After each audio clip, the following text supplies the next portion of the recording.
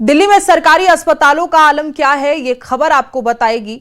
सरकारी अस्पतालों में करोड़ों के मेडिकल उपकरण धूल फांक रहे हैं। 15 करोड़ का साइक्लोट्रॉन से लेकर वेंटिलेटर्स तक बेकार पड़े हैं। दरअसल दिल्ली हाईकोर्ट के आदेश पर एक ऑडिट कराया गया और इस ऑडिट में दिल्ली के 26 सरकारी अस्पतालों को रिपोर्ट सौंपी गई, जिसमें कई बड़े खुलासे हुए। इन खुलासों को लेकर हमारी सहयोगी प्रियंका कांडपाल ने दिल्ली के स्वास्थ्य मंत्री पंकज सिंह से खास बातचीत की। सुनिए।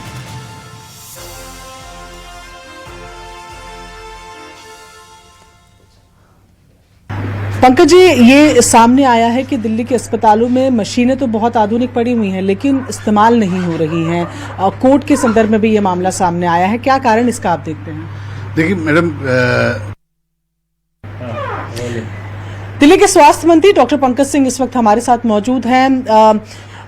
पंकज जी, ये सामने आया है कि दिल्ली के अस्पतालों में मशीनें तो बहुत आधुनिक पड़ी हुई हैं, लेकिन इस्तेमाल नहीं हो रही हैं। कोर्ट के संदर्भ में भी ये मामला सामने आया है, क्या कारण इसका आप देखते हैं? देखिए मैडम, पहले प्रियंका जी समझने वाला विषय है कि जो ऑनरेबल कोर्ट ने इसका आदेश दिया था वो विषय कब का है। वो विषय 2017, 18, 19 का था, जो पिछली सरकार जो दिल्ली की जनता को हमेशा धोखा देकर रखने का उनका आदत था।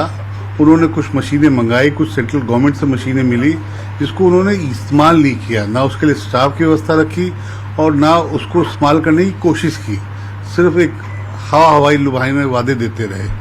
और जब से भारतीय जनता पार्टी की सरकार आई है, हमने उसमें से जितनी भी मशीनें हैं उसको यूज़ करने की ओर अग्रसर हैं। हमने काफ़ी चीज़ों को यूज़ करना चालू कर दिया है, जिसकी जो मेंटेन हो सकता है उस मशीन को हम यूज़ कर रहे हैं। बिकॉज जो 18, 19, 20, 21 में कोरोना काल के टाइम में भी मशीनें आई थी, वो भी डंप पड़ी हुई थी। आपने देखा था कि कितनी चीज़ें हमारी डंप होकर पड़ी हुई हैं।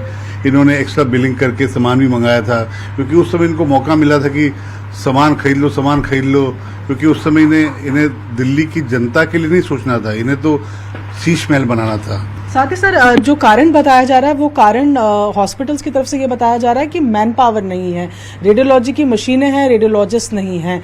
दिल्ली कैंसर इंस्टीट्यूट जैसी जगह जो दिल्ली सरकार की उन चंद जगहों में से है जो बेहद क्रिटिकल बीमारी अगर मैं कहूँ जिसको डील करते हैं, उसकी मशीन्स पड़ी हैं पर इस्तेमाल में नहीं है।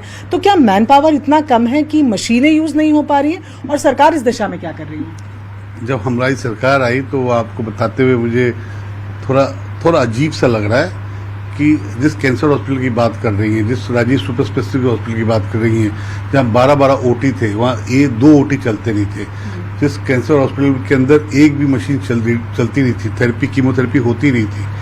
आज उस समय की और आज के समय में काम में कितना अंतर हुआ है। देखिए, कोई भी चीज़ एक दिन में बदलाव नहीं हो सकता है। हमने उस पर काफ़ी काम किया है और काम उस पर चल रहा है। और मैं सर, मैन पावर की शॉर्टेज है हेल्थ डिपार्टमेंट में। मैं आपको बताना चाहूँगा, कुछ स्पेशलाइजेशन पोस्टेस जो होती हैं उसकी थोड़ी सी शॉर्टेज है, उसका भी हमने हल निकाल लिया है। हम पीपी मॉडल में MRI CT स्कैन लेकर आ रहे हैं और बहुत जल्द दिल्ली की जनता को ना अल्ट्रासाउंड की समस्या आएगी, ना CT स्कैन की समस्या आएगी, ना MRI की समस्या आएगी। बहुत जल्दी हर हॉस्पिटलों में ये तीनों चीज़ की हम व्यवस्था कर लेंगे।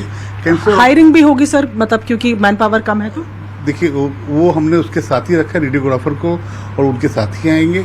और मैन पावर में कुछ स्पेशलाइज पोस्टों की वैकेंसी बची हुई है, कुछ भर दी गई है। बहुत जल्दी उस सब चीज़ का क्लियर हो जाएगा।